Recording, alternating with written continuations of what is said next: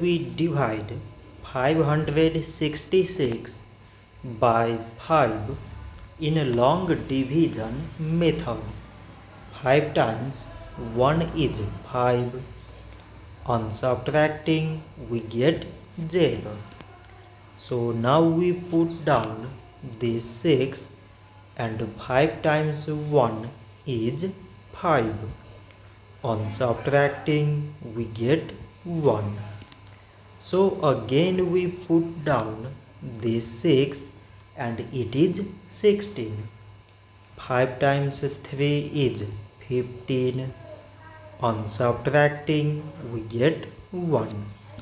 So now we have no any other number to put it down. So we take here decimal, so that we put 0. So it is 10 and 5 times 2 is 10. On subtracting we get 0.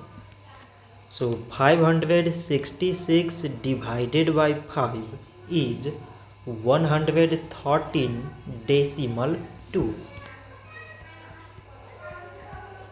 So this much for today and thanks for watching.